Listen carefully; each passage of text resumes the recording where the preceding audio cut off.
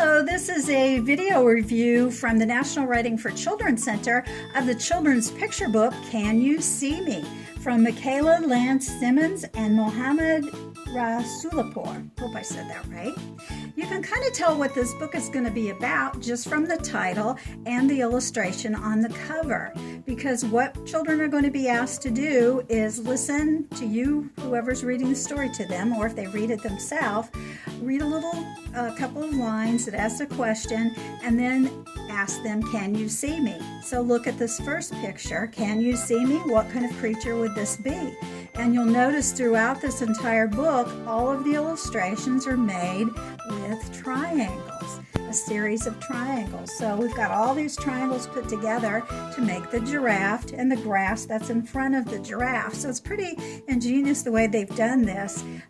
You'll notice as we get through the book, I'm going to read several pages to you. Sometimes it's a little tricky picking out what the animal is, what we're seeing. But we've also got some clues in here from the text.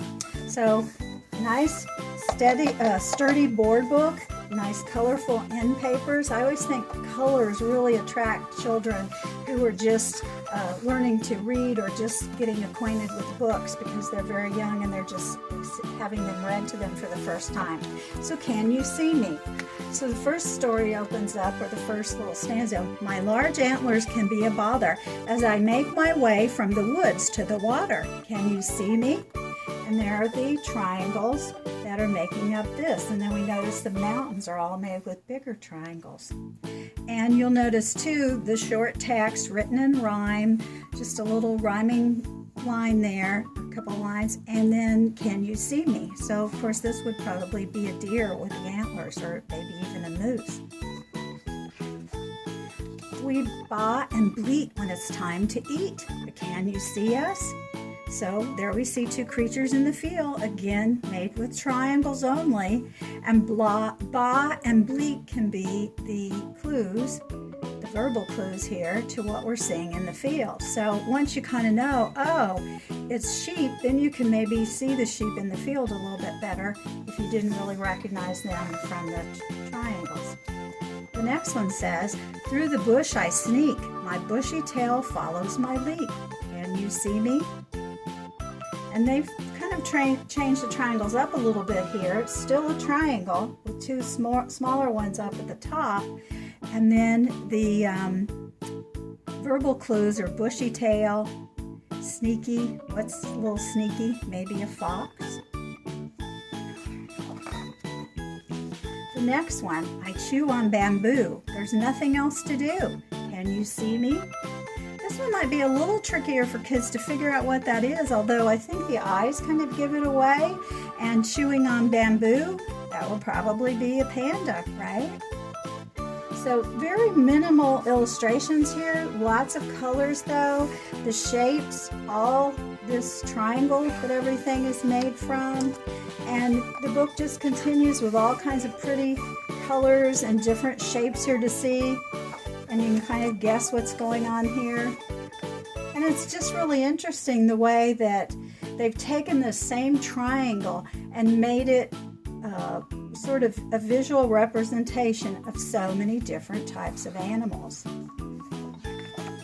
Just nice colors. We see things in the evening, we see things in the daytime, we see things in the water. Here they've taken even smaller triangles to make fish, even though this one is something else that we're seeing on the page, not a fish.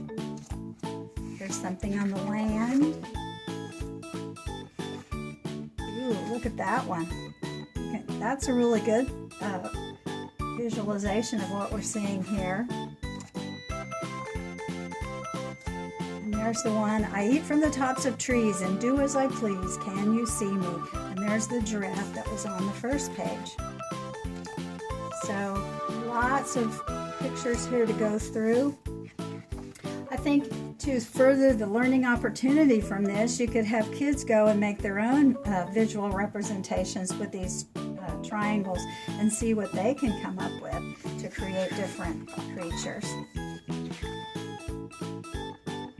And then gives us some other things to see on the last page. Let's start with a little twist. So just a really fun book, an unusual book. I don't think you're going to see anything else exactly like that out there on the market, but just really fun for kids to learn maybe things about animals, because you can use the verbal clues to help them figure out what kind of animal we're talking about, and then just see the way that triangles are rearranged in different ways to create different animals. So fun book for kids of all ages. I enjoyed the book as well as young kids did.